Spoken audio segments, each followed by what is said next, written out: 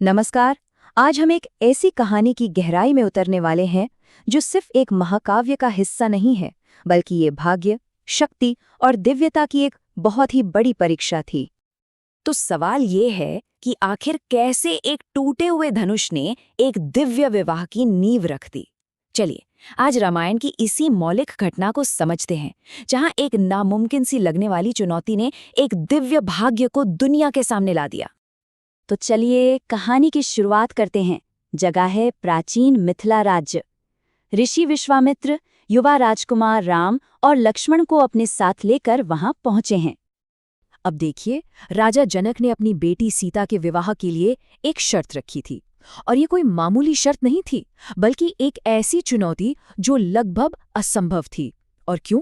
क्योंकि ये जुड़ी थी एक दिव्य शस्त्र से। तो आखिर ये धनुष था क्या?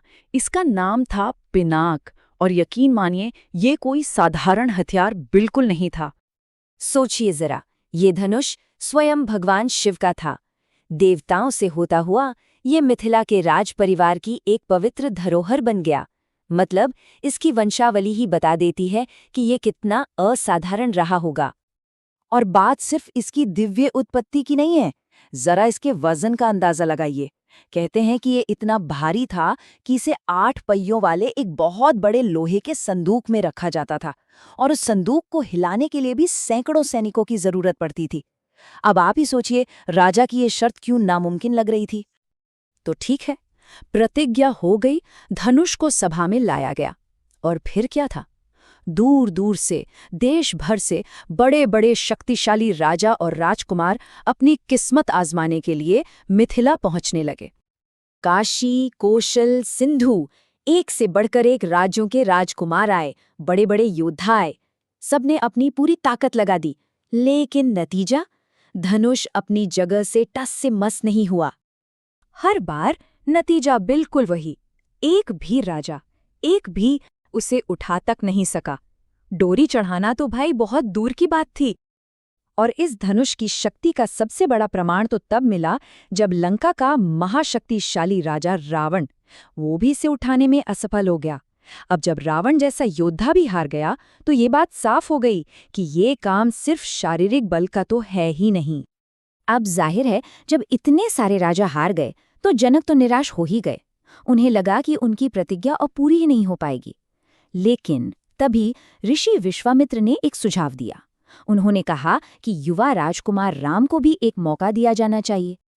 राजा जनक को थोड़ा शक हुआ, भाई जहां इतने बड़े बड़े योद्धा हार मान गए, वहां एक बालक क्या कर लेगा? पर ऋषि विश्वामित्र को पूरा भरोसा था। उन्होंने कहा, बस उन्हें धनुष देखने दीजिए, प्रयास तो करने दीजिए। और फिर पूरी सभा की सांसें थम गईं। श्री राम बहुत ही शांति से, बहुत सहजता से उस विशाल धनुष की ओर बढ़े। और फिर वो हुआ जिसकी किसी ने कल्पना भी नहीं की थी। श्री राम ने उस भारी भरकम धनुष को एक हाथ से ऐसे उठा लिया मानो वो कोई खिलौना हो, और जैसे ही उन्होंने उस पर डोरी चढ़ाने के लिए उसे झुकाया, एक जोरदार गगनभेदी आवाज आई और धनुष 2 टुकड़ों में टूट गया। कहते हैं कि वो आवाज इतनी जबरदस्त थी, इतनी जोरदार, कि उसने पूरे मिथिला शहर को हिलाकर रख दिया। एक ऐसी गूंज जो पूरे राज्य में सुनाई दी। लेकिन कहानी यहाँ खत्म नहीं होती। धनुष के टूटने के साथ ही घटनाओं का एक नया सिलसिला शुरू हो गया, और इसकी शुरुआत हुई एक महान ऋषि के क्रोधित आगमन से। वो जोरदार आवाज सीधे पहुंची योद्धा ऋषि परशुराम तक।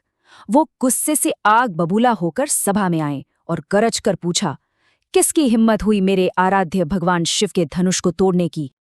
लेकिन जब परशुराम को ये एहसास हुआ कि वे किसी साधारण राजकुमार के सामने नहीं, बल्कि स्वयं भगवान विष्णु के अवतार के सामने खड़े हैं, तो उनका सारा क्रोध श्रद्धा में बदल गया। उन्होंने राम को आशीर्वाद दिया और शांति से चले गए। तो अब चुनौती पूरी हो चुकी थी। परशुराम का क्रोध भी शांत हो गया था। इसके बाद तो मिथिला में जश्न का माहौल था। एक भव्य समारोह हुआ, जिसमें सिर्फ राम और सीता का ही नहीं, बल्कि उनके तीनों भाइयों का विवाह भी सीता की बहनों के साथ हुआ। ये एक तरह से 2 महान राज्यों का मिलन था। तो देखिए, ये जो पूरी घटना है, ये सिर्फ एक धनुष तोड़ने की कहानी नहीं है। नहीं, ये उससे कहीं ज्यादा गहरी है। असल में ये वो पहला मौका था जब दुनिया ने श्री राम के दिव्य अवतार को खुले तौर पर देखा। ये एक तरह का ऐलान था कि एक महान उद्देश्य के लिए एक असाधारण शक्ति धरती पर आ चुकी है, और इसी घटना ने आगे चलकर पूरे रामायण की नींव रखी। ये सोचने वाली बात है ना, कि क्या हर महान भाग्य की शुरुआत एक ऐसी ही असंभव सी लगने वाली चुनौती से होती है।